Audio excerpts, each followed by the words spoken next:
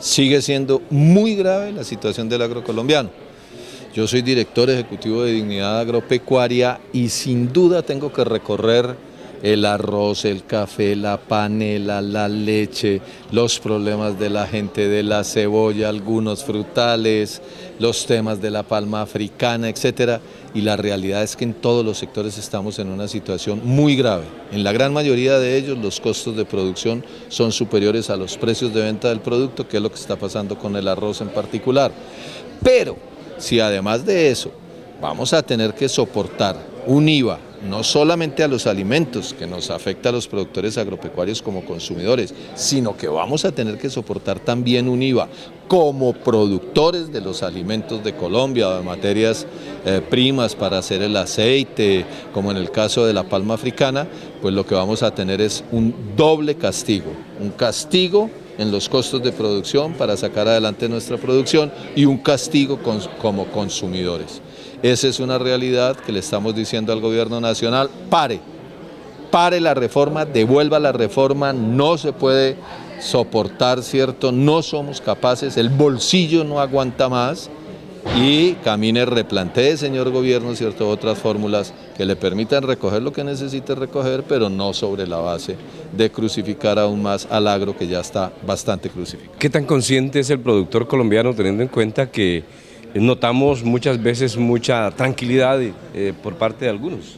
Estamos ganando conciencia. La conciencia realmente es un problema del ser, de cada ser. Y los seres humanos tenemos una ventaja, es que somos capaces de pensar. Y en la medida en que los seres humanos oímos razones, podemos cambiar nuestros pensamientos.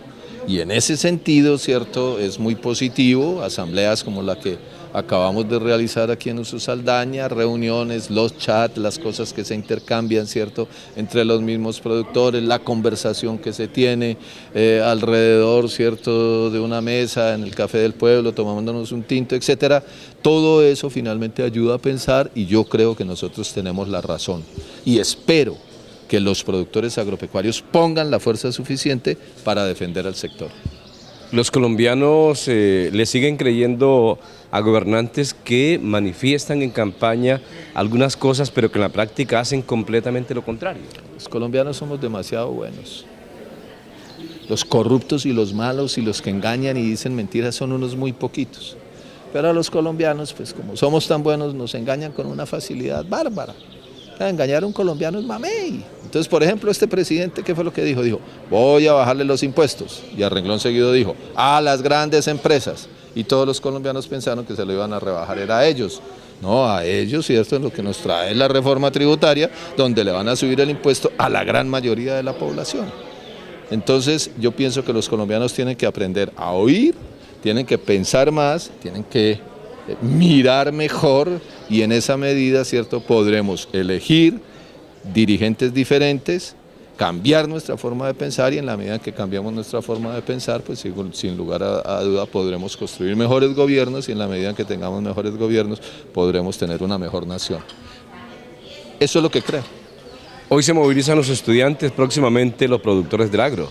Y se van a movilizar también los transportadores, están preparando un paro muy grande y yo creo que vamos hacia una movilización nacional muy grande si el gobierno no echa para atrás la reforma, echa para atrás en el sentido de que la retira, echa para atrás en el sentido de que no insiste más en cambiar las reglas del juego en lo que tiene que ver con el IVA, en lo que tiene que ver con las rentas de trabajo y si por el contrario busca salidas, como por ejemplo volver a establecer el impuesto que grava las remesas de compañías colombianas, ¿cierto?, que remiten a sus casas matrices en el extranjero sus utilidades y si, por ejemplo, podría también ser una buena fórmula, le cobra dividendos a las personas naturales, que son realmente los dueños de las 150 o 200 grandes empresas que hay en Colombia, que son los que chupan el 75% de la economía nacional.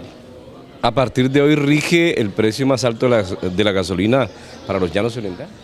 A partir de hoy rige el precio más alto que hayamos tenido en la historia de Colombia y de ese precio 30% son impuestos y el otro es una fórmula que es macabra, porque no es el valor del costo de producción del petróleo en Colombia y de su refinación en Colombia, sino que es como si el petróleo, ¿cierto?, fuera hasta el Golfo de México, se refinara en una refinadora en el Golfo de México y se devolviera como gasolina. Todos esos son los agregados que le ponen a un precio en la gasolina, que es fundamentalmente colombiana, porque nosotros no hacemos importaciones de gasolina.